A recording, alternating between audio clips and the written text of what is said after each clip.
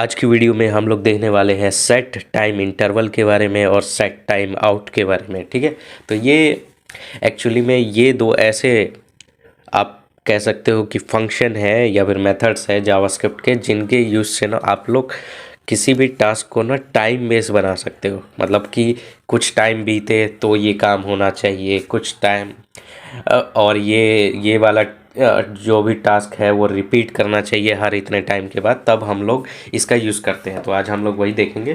तो ऐसा करता हूँ, मैंने ये फाइल्स तो बना ही रखी है, तो यहाँ पे लिख देता हूँ सेट टाइम इंटरवल और सेट टाइम आउट। ठीक है, और देखते हैं। तो हमें हमारा ये ठीक ठाक चल रहा है, कोई दिक्कत नहीं। फ़िलहाल हम लोग सब काम जावास्क्रिप्ट से करने वाले हैं, तो इसको तो बंद ही कर दो, ज़्यादा अच्छा रहेगा। ठीक है, तो इसको हटाओ और ऑलराइट। तो सबसे पहले इसमें हमारे पास है सेट टाइम आउट।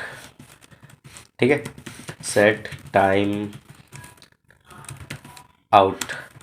तो सेट टाइम आउट क्या करता है, इसमें ना ये आपसे दो चीज़ें मांगता है। सबसे पहला ये मांगता है कि भैया फंक्शन दो मुझे, कौन सा फंक्शन पे ये एक्ट करवाना है और कितने टाइम बाद करवाना है। तो इसका मतलब ये है, इसको जैसे ही आप अपने ये एग्जीक्यूशन में आएगा, सेट टाइम आउट को एग्जीक्यूट करा जाएगा ना, तो ये देखेगा अच्छा कितने टाइम बाद मुझे उस फंक्शन को लॉन्च करना है। तो अगर वहाँ देखेगा कि ठीक जैसे कि 1 सेकेंड, तो इसमें मिली सेकेंड में हम लोग इनपुट देते हैं। तो अगर आप 1000 लिखोगे तो उसका मतलब 1 सेकेंड होता है। तो मैं वो लिख के दिखाता हूँ कि लेट से सेट टाइम आउट पे ये एक एरो फंक्शन रन होने वाला है 1 सेकेंड बाद। और ये क्या करेगा, ये जब भी ये रन होगा ये फंक्शन, तब बोलेगा set time out is called. ठीक है, और ये हमने रन किया और हम लेट्स रीसेव ठीक है, 1 सेकेंड बाद वो चल गया। आप कह रहोगे कि क्या बताओ उतना टाइम तो रीलोड होने में लगे। लो भाई 5 सेकेंड का लगा लो, 1 2 3 4 5, देखो आ गया।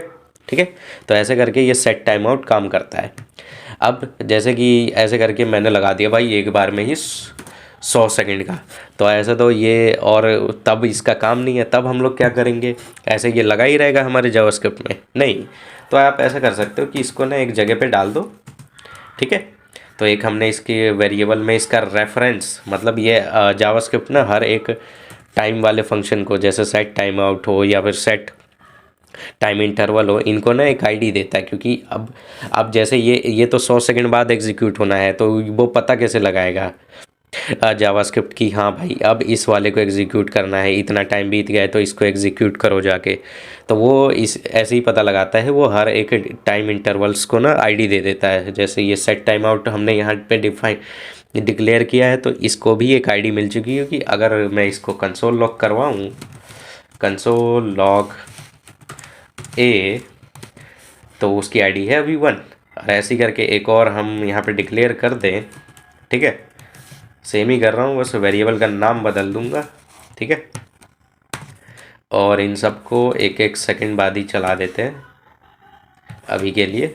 अभी हम लोग कुछ और देख रहे हैं। तो देखो दूसरे वाले को 2 आईडी मिली ना, तो ये इसी तरीके से ना इनको आइडेंटिफाई करता है।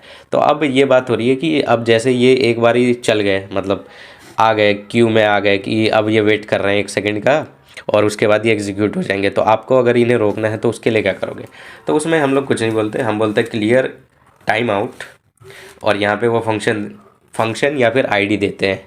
तो ये देखो ये हमसे यहाँ आईडी मांग रहा है, और आईडी का है हमारे ए और बी वेरिएबल्स में स्टोर है, तो हम ये दे देंगे। तो ए वाले को वो क्लियर कर देगा। तो ए वाला नहीं चलेगा अभी की, अब ये जो चला है ये बी वाला चला है। अगर आपको अगर देखना है तो ये जैसे ये मैंने ए और बी लिख दिया है, अब देखो बी लिखा आएगा बस, set time out is called B. ठीक है, तो ए वाला ना यहाँ क्लियर हो गया। ऐसे करके मैं बी वाले को भी यहाँ पे बुला लूँ, तो बी वाला भी नहीं चलेगा। अब कुछ भी नहीं चलेगा क्योंकि अब कोई बचा ही नहीं है, जो एग्जीक्यूट होना था वो हो चुका। ठीक है, तो ऐसे करके ये जो सेट टाइम आउट है, ये इस पर्टिकुलर टाइम के बाद इस फंक्शन को एग्जीक्यूट करता है, जो भी आप यहाँ पे फंक्शन देते हो। तो ऐसा करते हैं ना, एक और फंक्शन बनाते हैं और उसमें ना कुछ पैरामीटर्स भी पास करके देंगे, देखेंगे। तो लेट्स से कि हमारा फंक्शन है सम करता है a को b को, और यहाँ लिखता है console dot log some is a plus b, ठीक है, ऐसे करके सम होता है। और इस ये ना एग्जीक्यूट कब करेगा, तो ये एग्जीक्यूट करेगा ये फंक्शन सम, ठीक है, इसमें बस आपको सम ही देना है, तो ये डायरेक्टली वो फंक्शन ही जाएगा। उसके बाद आपको टाइम बताना है, तो टाइम बता दिया हमने कि भाई 2 सेकंड के बाद इसको एग्जीक्यूट करना है, ठीक है। अब आपने इतना लिखा दो, लेकिन आप कह रहे हो अबे इसके ये पैरामीटर्स कहाँ है, पैरामीटर्स तो हमने पास करी नहीं, तो वो आप इसी में अब आप दे सकते हो आर्ग्यूमेंट्स कि अच्छा मेरा आर्ग्यूमेंट है 1,2, ठीक है, और यहाँ हमने इसको कर दिया सेव, और ये आ गया देखो सम इज़ 3, ठीक है। तो 2 सेकंड बाद ये एग्जीक्यूट हो गया। तो आपको जो ये जो फंक्शन है इसके जो आर्गुमेंट देने हैं, ये जब आप टाइम दे देते हो ना तब आप दे सकते हो अपने। तो ऐसे करके मल्टीपल आर्गुमेंट जितने देने हैं दे दो, कोई दिक्कत नहीं, जो जो उठाने होंगे वो उठा लेगा। अच्छा, ये आपको आर्गुमेंट में आइडिया है कि हम लोग ये भी कर सकते हैं कि मतलब एक्सेस आर्गुमेंट को हम लोग ऐसे भी एक्सेस कर लेते हैं। जैसे अब देखना कंसोल डॉट लॉग सी, ठीक है, तो अब देखना हमें सी की वैल्यू क्या क्या मिली, तो उसमें 2, 3 और 4 है जो कि एक्स्ट्रा आर्गुमेंट्स गए थे, ठीक है। तो वो सब हमारे वो उसका अभी है नहीं मतलब का, वो तो बस मेरे को अभी कुछ लगा तो मैंने आपको बता दिया। फिलहाल आपको समझ आ गया ना कि सेट टाइम आउट कैसे काम कर रहा है। तो सेट टाइम आउट ऐसे काम करता है। अब सेट इंटरवल की बारी है, ठीक है। सेट इंटरवल, तो इसका काम क्या है, ये जैसे ही एग्जीक्यूट होगा, जैसी एग्जीक्यूशन स्टार्ट होगा उसके बाद ना ये जो भी आप टाइम गैप दोगे जैसे 1 सेकंड, तो ये हर 1 सेकंड बाद ये चलता ही रहेगा जब तक आप इसे रोकोगे नहीं। सेट टाइम आउट का तो क्या है, वो एक बार ही चलेगा और बस काम ख़त्म हो गया उसका। लेकिन सेट इंटरवल चलता ही रहेगा, चलता ही रहेगा जब तक आप उसको रोकोगे नहीं। तो जैसे हम पूछेंगे सेट इंटरवल, तो इसमें एक फंक्शन एरो फंक्शन रन करवाते हैं और यहाँ पे लिख देते हैं console dot log let's say कि क्या है सम या फिर करंट काउंट, ठीक है। इसमें एक काउंटर चलाते हैं इज़ ए अभी डिफाइन नहीं है, कोई नहीं, हम यहाँ पे एक बना देते हैं ए, ठीक है, let A is equal to 0, और इसके बाद अब ये इसको चलाएंगे हम हर 1 सेकंड पर, ठीक है। और ये देखो आप 0, 1, 2, ठीक है। तो ऐसे करके अब वो चलता रहेगा, चलता ही रहेगा जब तक मैं उसको रोकूंगा नहीं, तब तक वो चलता ही रहेगा, ठीक है। तो अभी मैंने आपको ना एक आइडिया दे दिया है कि आप ना ऐसे यूज़ करके ना एक टाइमर भी बना सकते हो, मतलब वो स्टॉप वॉच कि जैसे बटन दबे तो एक क्लॉक चालू हो जाए सेट इंटरवल, और फिर उसके बाद जब पॉज का बटन दबाया जाए तो वो क्लॉक रुक जानी चाहिए। तो रोकने के लिए अब रोकेंगे कैसे, तो उसके लिए कुछ नहीं, आपको लिखना है क्लियर इंटरवल और उसके बाद आईडी देनी है। तो इसकी भी आईडी वैसी ही आती है जैसे सेट टाइम आउट की आती थी। तो अगर मैं यहाँ पे लिखूँ let B is equal to this, और यहाँ पे हम लोग कंसोल लॉग करवाएं, कंसोल लॉग बी को, ठीक है। अब ऐसे कंसोल लॉग करवाओगे तो कुछ अच्छी चीज़ें देखने को मिलती है। तो बी ये एक ऑब्जेक्ट बना के दे देता है, ठीक है।